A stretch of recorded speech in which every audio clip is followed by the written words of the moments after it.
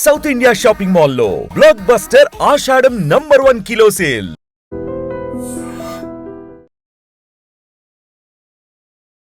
నమస్కారం, welcome to I dream. ధర్మ మార్గం విత్ విజిత కార్యక్రమానికి స్వాగతం.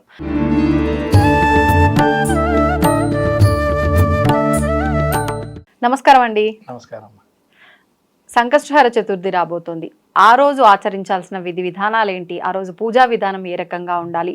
సంకష్టహర చతుర్థి కూడా అంటే ఒక్క రోజు మాత్రమే వాళ్ళ కామ్యం ప్రకారంగా చేసే వాళ్ళు ఉంటారు, కొన్ని వారాల పాటు వ్రతంలాగా ఆచరించే వాళ్ళు ఉంటారు. అసలు ఏ రకంగా చేసుకోవాల్సి ఉంటుంది ఈ విధానం అంతా కూడా? శ్రీ గురుభ్యో నమః. శ్రీ మహాగణాధిపతే నమః. శ్రీ మహాసరస్వత్యై నమః. హరి ఓం శ్రీమాత్రే నమః.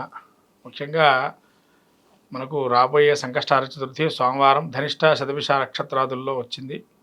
ఈ నక్షత్రాదుల్లో ముఖ్యంగా రావటం వల్ల ఎవరికైతే కూడా ఈ రుణానికి సంబంధించి ఇబ్బంది పడుతున్నారో, లేకపోతేనా వివాహానికి సంబంధించి ఏదైతే ఇబ్బందిగా ఉంటున్నాయో వాళ్ళకి చాలా ఉపయుక్తంగా చెప్పబడింది. కారణం ఏంటంటే ఈ ధూమకేతు మహాగణపతి అనే పేరుతో స్వామివారి ఆరాధన చేస్తే చాలా మంచిది. ఈ ధూమకేతు అంటే ముఖ్యంగా చెప్పాలంటే మనకు మొన్న జరిగినటువంటి ఈ సంక్రమణాదుల్లో రాహుకేతుల మార్పులు జరిగినప్పుడు ఏదైతే ఉందో వీటితో బాధపడే వాటి ఎవరైతే ఉన్నారో ఈ సంకష్టహర చతుర్థి చాలా ముఖ్యమైనది వాళ్ళకి. ఎందుకంటే కుజుడు రాహు సంబంధించిన నక్షత్రాదులు కాబట్టి వీళ్ళు ఈరోజు ఏం చేయాలి అని అంటే సాయంత్రం వరకు కంపల్సరీ ఉపవాసం ఉండాలండి. మేము ఉపవాసం ఉండలేమంటే పనికిరాదు, ఖచ్చితంగా ఉండాల్సిందే. అంటే ఏ రకమైన ఉపవాసం? కొంతమంది అసలు కంప్లీట్ మంచినీళ్ళు కూడా తాగకుండా చేస్తుంటారు, కొంతమంది పాలు పలహారాలు తీసుకొని చేస్తూ ఉంటారు. ఇది ఏ రకంగా చేయాలి? ఇప్పుడు ఇది ఇంకో విషయం ఏంటంటే ఇక్కడ ఆరోగ్యకరంగా ఉండేటువంటి వారికి అసలు ఏం తీసుకోకుంటే మంచిది కాదు అనుకునేటువంటి ఫలాలు మాత్రం తీసుకోవచ్చు. ఏదైనా ఒక పండు తీసుకోవచ్చు, పండు తినకుండా మరీ అంత ఇబ్బంది పెట్టకూడదు ఆత్మని కూడా. కాబట్టి ఫలం తీసుకోవచ్చు, దానిలో ఎటువంటి సందేహం లేదు. పండ్లు పాలు, ఎందుకంటే మనం అనుకుంటాం ఆత్మలో కూడా పరబ్రహ్మ స్వరూపమే చూడాలని చెప్పి అన్నది భాగవతం కూడా. కాబట్టి ఆత్మస్వరూపానికి ఏదైనా మనం ఫలం లాంటి ద్రవ పదార్థాలు ఇవ్వాలి. మనం ఏం చేస్తామంటే మనం ఎట్లాగో సాయంకాలం పూజ చేసేది ఉంటది ఆ రోజు కాబట్టి శరీరం నిలబడి ఓపికగా పూజ చేసుకునే స్తోమత ఉండే రకంగా మరి అంతే కదమ్మా. శక్తి లేకపోతే అప్పుడే కింద పడిపోతాం, ఎంబడే కళ్ళు తిరిగి. అంతే, సాయంత్రం అయ్యేటప్పటికే కళ్ళు తిరుగుతాం, ఇక పూజ ఏ ఉండదు. ఈ ఫస్ట్ తినాలి అని అంటే అప్పుడు ఆ యొక్క హడావుడిలో పూజ కూడా సగమే అయిపోతుంది. అందుకని పాలు కానీ మనకు ఏదైనా ఫలం కానీ తీసుకోవచ్చు. తీసుకొని మళ్ళీ ప్రదోషం అంటే మనకు గోధులికా సమయం కల్లా స్నానాధికాలు చేసేసుకొని మన పూజాస్థలంలో మంచిగా శుద్ధి చేసుకొని ధూమకేతు మహాగణపతి, మరి అందరికీ ఇది అవైలబిలిటీ ఉంటుందా ఉండదా ఏంటి అనేది ఉంటుంది ఇక్కడ. ధూమకేతు గణపతి అంటే ఏంటండి, మరి ఏ విధంగా చేసుకోవాలంటే ఒకవేళ అది అవైలబిలిటీ ఆ విగ్రహం కానీ ఫోటో కానీ మీకు దొరికితే పెట్టుకోండి. ఒకవేళ అది ఏమీ లేదు దొరకలేదంటే ఇంట్లో వినాయకుడికే శుభ్రంగా హాయిగా దానికి ఏం చేస్తారంటే మట్టిని కాళ్ళకి, వినాయకుడి కాళ్ళ దగ్గర మట్టిని పెట్టండి. అంటే ధూమకేతం అంటే ముఖ్యంగా మట్టిని పెట్టడం వల్ల ఆలస్యం ఏంటంటే పృథ్వీ తత్వం అని చెప్పి అంటాం కదా గణపతికి. అలా పృథ్వీ ఆ మట్టిని కనుక పెట్టేసి అది పుట్టమన్న అయితే మరీ మంచిది. ఆ స్వామివారి కాళ్ళ కింద పెట్టి ఆ పుట్టమన్నే మనము సుబ్రహ్మణ్య స్వామి స్వరూపంగా గణపతి స్వరూపంగా ఆరాధన చేసి ఆరాధనా క్రమం అంత అయిన తర్వాత దాన్ని మనం తీసి పొట్టు పెట్టుకోవచ్చు. అలా మనకు ఏదైనా కానీ మీరు అన్నట్టు వివాహ సంబంధమైన దోషాలు కావచ్చు, తర్వాత ఏదైనా పని మొదలుపెట్టినా లేదా ఈ రాహుకేతు సంబంధించిన దోషాలు కావచ్చు నివృత్తి అవుతాయి. మరి వీటి పూజా నియమం ఏంటి అంటే మనకు 4 నామాలు ఉచ్చరించవచ్చు. ఏవైనా భగవంతుడి యొక్క 4 నామాలు, ఈ యొక్క వినాయకుడి నామాలు అష్టోత్తరం కానీ లేదా అష్టోత్తరాలు మీకు నచ్చిన నామం ఏదైనా తీసుకొని దాని తదేకంగా ఒక 400 సార్లు జపం చేయటం, 444 సార్లు అలా చేయొచ్చు.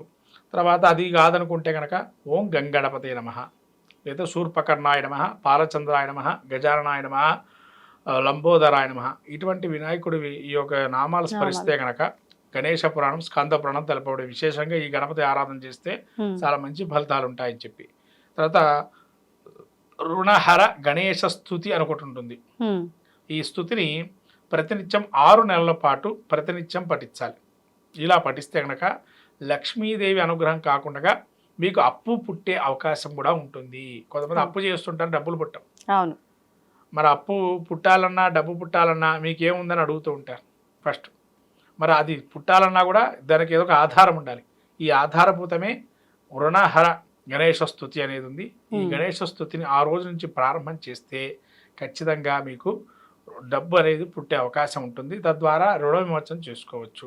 ఓకే. తర్వాత గణేష స్తుతి చేసే ముందర ఈ యొక్క స్వామికి ఎరుపు అక్షతలు వాడాలి. ఎరుపు అంటే కుంకుమతో కుంకుమతో చేసినటువంటి అక్షతలు, నెయ్యితో కలుపుకొని కుంకుమ అక్షతలు. గణపతి పూజ వచ్చిన వాళ్ళైతే సంకల్పం అంతా విధానంగా ఉంటుంది, ఆ సంకల్ప విధానంగా చేసుకోవచ్చు. మరి ఏ సంకల్పాలు రాని వాళ్ళ పరిస్థితి ఏంటి అంటే శుభ్రంగా గ్లాసు నీళ్ళల్లో మనం ఉంగరపు వేలు ముంచి 3 సార్లు ఆ కళ్ళను దుకొని నేత్రాచమనంగా చేసుకొని కళ్ళు తుడుచుకొని స్వామికి భగవంతుడికి గణపతి ప్రార్థనతో మొదలుపెట్టండి. శుక్లాంబరదనం చెబుతారా, లేదా మీకు ఇంకా ఏమైనా శ్లోకాలు వస్తాయో చెప్పుకొని మొదలు పెట్టుకోవడం చేయండి. చేసిన తర్వాత స్వామివారికి గంధము, ధూపము, దీపము, తర్వాత నైవేద్యము. తర్వాత ఈ నైవేద్యంలో మరి ఏం వాడాలండి ఇక్కడ అంటే నువ్వులు బెల్లము కలిపి దంచేసేసి దాన్ని నైవేద్యంగా పెట్టచ్చు. తర్వాత మోదకాలు పెట్టేవాళ్ళు స్వామివారికి ఇష్టమైన మోదకాలు పెట్టచ్చు, బెల్లం పెట్టచ్చు. ఇవన్నీ ఇష్టమైన స్వామివారికి అవన్నీ మోదకాలు కానీ ఉండ్రాలు కానీ చేసి పెట్టచ్చు. అయితే కొంతమంది ఈ మధ్యకాలంలో ఏంటున్నారంటే గణపతికి పెట్టిందే తినేసి ఇంకా మళ్ళీ భోజనం చేయకూడదు కదా అని చెప్పి నియమం కూడా పెట్టారు. అవును, వాస్తవమా? అదైతే వాస్తవమైన విషయమే. ఎందుకంటే గణపతికి పెట్టిందే మనం భుజించాలి, అంతే తప్ప అన్నం అనేది తీసుకోకూడదు ఆ రోజు. ఆ సంకష్టహార చతుర్థి వ్రతం అంటే అది. ఎందుకంటే గణపతి ఆ కథలో కూడా మనకు వినాయక చవితి కథలో కూడా చెప్పారు. ఏం చెప్పారు అక్కడ? గణపతిని చూసి చంద్రుడు నవ్వితే కదా ఈ యొక్క వ్రతం వచ్చింది. అసలు ప్రధానంగా వచ్చింది అది. దానికి సంకష్టహార చతుర్థి వ్రతం వచ్చింది. ఆ వ్రతం రావటానికి ఒక మీరు అన్నట్టుగా పురాణ కథ ఒకడున్నా కానీ మనకు కలిసి మనకు కనబడే కథ ఇది. మన కనబడిన కథను మనం ప్రత్యేకంగా తీసుకోవాలి. పురాణ కథలు కొంతమంది విన్నారు, కొంతమంది వినరు. ఇదైతే మనకు కనబడే కథ కాబట్టి ఆ లంబోదర స్వరూపాన్ని ఏదైతే చూసి ఆ చంద్రుడు నవ్వడానికి గల కారణం కాబట్టి ఎవరైతే ఏకభక్తంగా ఉండి ఆ రోజు నియమబద్ధంగా చేసి మర్నాడు మళ్ళీ ఆ స్వామిని యథాస్థానం ప్రతిష్టాపయామని ఆ రోజే చేయకుండా మర్నాడు చేసి ఎంబటే స్వామివారికి నైవేద్యంగా అన్న నైవేద్యం పెట్టి అది భోజనం చేయాలి. ఇలా చేసినట్లయితే ఖచ్చితంగా గణపతి అనుగ్రహం కలుగుతుంది. ఇంకోటి ఇక్కడ మనం ధ్యానం చేసేటప్పుడు స్వామివారిని నీవే శరణాగతి అని చెప్పి చేయాలి. స్వామి ఎప్పుడు నీ యొక్క అనుగ్రహం ఉండాలని చెప్పి అనుకోవాలి, కానీ ఏదో మన కోరికల చిట్టా మొత్తం రాసుకొని లిస్టు మొత్తం పెట్టడం కాదు. ఏదో స్వామి నీ అనుగ్రహం నాకు కావాలి, నీ పాదాల శరణ్యం అని చెప్పి ధ్యానం చేస్తే ఖచ్చితంగా ఆ భగవంతుడి అనుగ్రహం కలుగుతుంది. అది మనం చేయాల్సిన పద్ధతి, క్రమం. అంతే. లాభాపేక్ష లేకుండా ఏదైతే ఆరాధన చేస్తామో దాన్నే అనుగ్రహిస్తాడు దేవీ దేవతలు. అది మనం ప్రత్యేకంగా తెలుసుకోవాల్సిన విషయం. పరబ్రహ్మ స్వరూపము దాన్నే చూస్తారు, కానీ మీరు లాభాపేక్ష అయితూ చేస్తే మాత్రం ఇంకా అది వేరే విధానంగా రొటేషన్ అయి పాపం మాత్రం పోకుండా ఉంటుందని భాగవతంలో చెప్పబడింది. ఇది నేను చెప్పిన స్టోరీ కూడా కాదమ్మా, భాగవతంలో చెప్పారు. ఎవరైతే ఆచరించే వ్రతాది నియమాదుల్లో ఏదైతే ఉంటాయో కించిత్ గాని నియమాలు తప్పి చేసినట్టయితే అది పాపభూయిష్టమై మళ్ళీ ఆ పాపం అట్లానే ఉంటుంది. ఈ పాపం ఎలా తొలగిపోతుందని మరి దానికి కూడా అక్కడే చెప్పారు, పరిష్కారం కూడా చెప్పారు ఆయన. భాగవతంలో శుక మహర్షి దాని పరిష్కారం కూడా చెప్పాడు ఆయన. ఏ విధంగా చెప్పాడు శుక మహర్షి అంటే, ఎప్పుడైతే ఈ పాపాలు ఎలా తొలగిపోతాయండి అంటే ఎవరైతే నిత్య ధ్యానం చేస్తూ లాభాపేక్షకుండా ధ్యానిస్తాడో భగవంతుణ్ణి వారికి ఎటువంటి పాపం చుట్టుకోదన్నాడు. అంటే అక్కడ ఏంటంటే లాభాపేక్ష లేకుండా చేయమన్నాడు ధ్యానాన్ని కూడా.